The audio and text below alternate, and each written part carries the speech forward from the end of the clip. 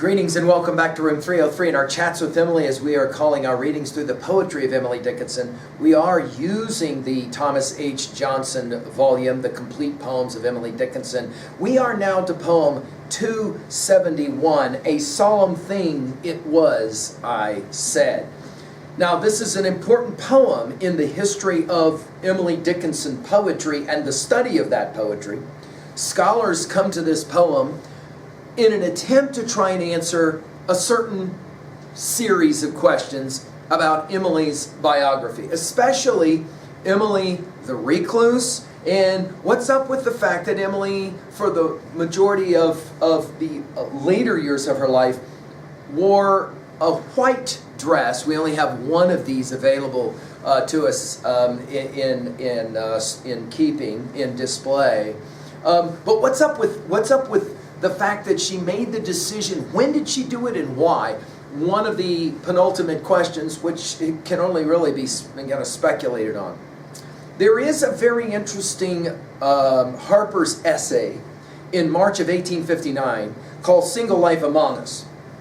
And some have gone back to this essay, believing that Emily probably did study this essay that suggested that there were women of a young age who actually intentionally made the decision to not marry so that they could pursue their own possibly artistic interests. And so we'll see this possibly played out here as well. This is another poem about writing poetry. To that degree, we think we're pretty confident there. Emily will obviously be referred to as the woman in white, and this is the woman in white poem, so we're gonna see that. Interestingly, when it was published, Miss Todd called it in 1896 wedded as in to be married. So we're going to obviously ask about what's going on in this poem in that regards as well. Now our assumptions are that you've been following our stuff at learnstrong.net. Down that left-hand side, Chats with Emily, our playlist. I'm hopeful that you've already worked through the set of introductory comments. I'm hopeful that you worked through the preceding 270 poems. We just finished with 270, One Life of So Much Consequence. And in many ways, this One Life of So Much Consequence is now going to almost like be served up for us in this poem. And in that regards, this is one of those poems that leads us to think a little bit about Emily the person. Her decision to wear predominantly a white dress, which, by the way, if you want to Google image this, I recommend that you do this, to take a look at the dress that she wore for much of her later years. Now, if you'll think about it, Emily, and you can see this in the preceding poems we've already studied a number of times, Emily's always kind of engaged in a dialectic of a kind. That is to say, between what is and what maybe could be. Some have called it between reality and desire. When we get to poem 439, poem 579, and poem 745, if you want to run those to ground, we will not read them now, but if you want to run them to ground, you'll see that in each one of those, Emily is struggling between what is real versus what could be real, right? And there's that tension always at play. Now, I think that a lot of what stands behind this poem is a biblical reference. We've seen this so many times already in our study. In the book of Revelation, the King James Version that Emily was familiar with, 19:7 and 8, this is what is said. Let us be glad and rejoice and give honor to him, for the marriage of the Lamb is come, and his wife hath made herself ready. Verse 8. And to her was granted that she should be arrayed, dressed, in fine linen, clean and white. For the fine linen is the righteousness of saints. In Emily's poem, it'll be sages, but we'll be paying attention to this. Now, it's interesting because, as we said already, Emily never could bring herself to engage in a religious conversion experience that was so central to the milieu of her day. But it is clear in this poem that she is very much interested in another kind of conversion experience. Maybe a poetic one, we might say. She'll say it this way. A solemn thing it was, I said, a woman white to be, and wear, if God should count me fit, her blameless mystery. A hallowed thing to drop a life into the purple well, too plummetless that it return eternity until. I pondered how the bliss would look, and would it feel as big when I could take it in my hand as hovering seemed through fog. And then the size of this small life, the sages call it small, swelled like horizons in my vest, and I sneered softly, small. Now, it is significant. Let's begin at the end and then work our way backwards from that. Did you notice there's only one exclamation point in this entire poem, and it's right there at the very end? We'll pay attention to that. Her use of several words in this poem, by the way, you hear all these S's: sages, swelled, vest, sneered softly, small. All these are these sibilant sounds, these hard S sibilant sounds. There's a number of words in this poem, though, that only get used one time in all of her poetry, and it's here. I actually think, and this is why we call this Chats with Emily, this playlist, it would be so much fun, wouldn't it, to sit down with Emily, even if we had to do it from the other side of the door, as started to happen after 1865, and ask her, when you wrote this poem, what specifically was it that you were saying you were about to do? Is this about poetry, or is this about the garment that you're going to wear that's all white? What's going on? Are we talking about weddings? Are we talking about some kind of almost nunnery type of language? What exactly is it that's going on here? Let's see if we can figure it out. Notice we'll begin with solemn, later it will be hallowed, right? In other words, there's a feeling to this poem that something important is being described, right? A solemn thing it was, I said. And then, of course, the famous line, a woman white to be. Now, white, of course, the color of renunciation. Are we talking about a wife? Are we talking about a nun? This is a bride. This is going to be obviously a challenge. There's three poems that are fascinating in her use of the word white. 365, but we won't read it. But 528 is a fascinating one. When we get there, we'll come back to this study. Mine by the right of the white election. Mine by the royal seal. Mine by the sign in the scarlet prison. Bars cannot conceal. Mine here in vision and in veto. Mine by the graves repel. Titled confirmed. Delirious charter, mine, long as ages steal. Now notice that first line again, mine by the right of the white election. And then poem 388 is a fascinating one. We'll come back to it. It goes like this. Take your heaven further on, this to heaven divine has gone. Had you earlier blundered in possibility, even had you seen an eternity put on, now to ring a door beyond is the utmost of your hand. To the skies apologize. Nearer to your courtesies than this sufferer polite, dressed to meet you, see, in white. So she says there's a solemn thing, and it has something to do with a woman in white, right? Dressed in white, we're going to guess that's what she means, since she'll make the observation, and where, if God should count me fit. Now, this is interesting. Scholars have pointed this out, that white weddings were actually not something that would happen until after Queen Victoria, and it would be late into the 1870s before white and weddings would be synonymous. But certainly, white and nuns were often synonymous, especially the Dominican nuns, right?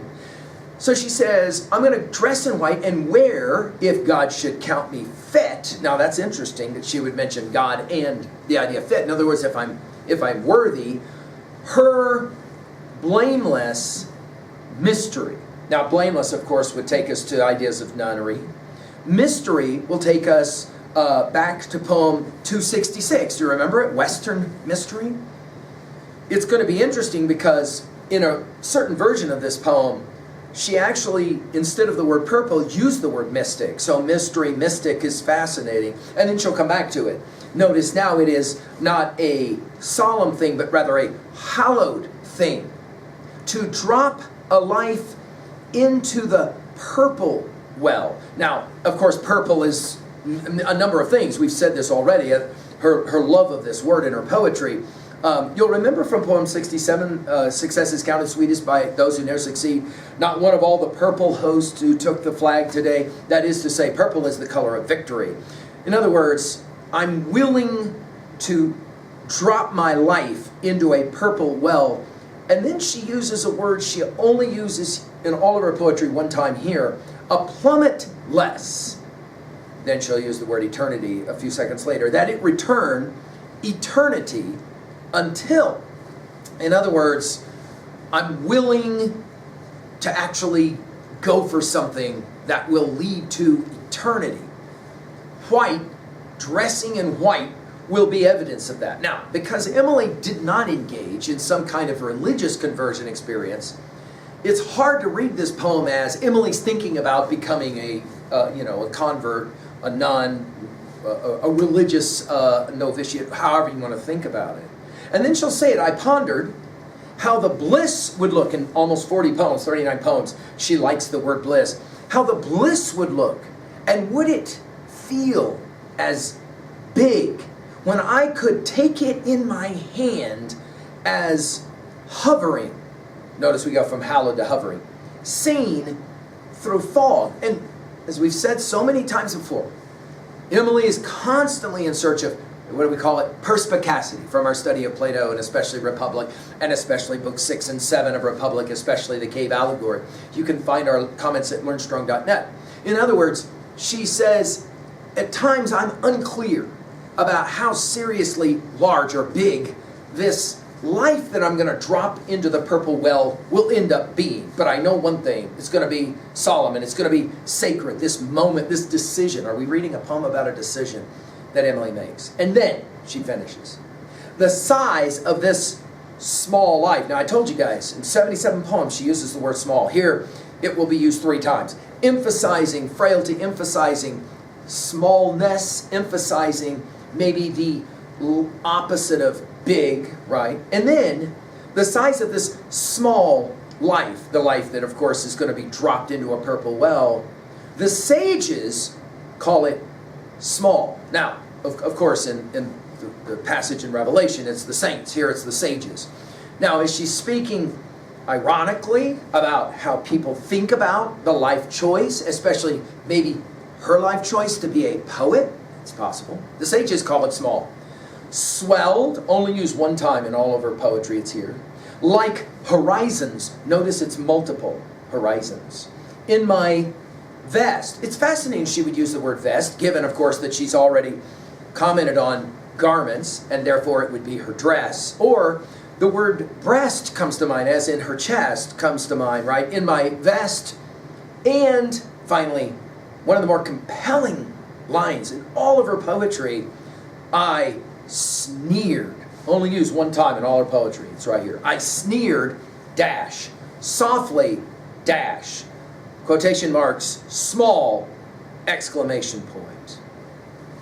Now, if you read this poem as something related to Emily's decision to follow her poetic vision is her marriage of a kind, then when we get to poem 817, we'll play with it this way.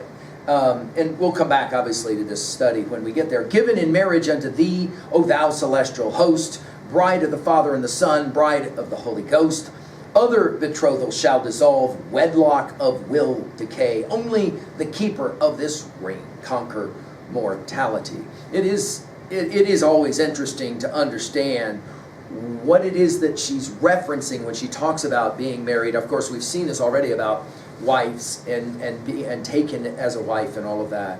Well, what exactly is going on in a poem like this at 2a? I think her argument is that it is a solemn, it is a hallowed thing to ponder the potentiality of poetic greatness. I think Emily wanted to make a decision, and it's very possible that one of the ways she would do that iconically would be to withdraw from society and to wear white. It's possible, right? At 2b, well, the word choices here are amazing. All these words that only get used one time, and the fact that the exclamation point is at the end also, I think, is fascinating. Now, scholars at 3a have pointed out that Wilkie Collins' Woman in White, a very popular novel, is known. Elizabeth Barrett Browning's Aurora Leigh, you'll remember, wears the clean white mourning gown, right?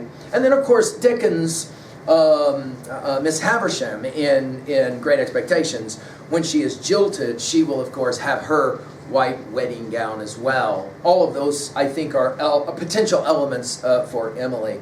This notion about, though, making the decision that she will go full bore, fully, all, you'll remember that we said it before in a set of lines, all is the price of all.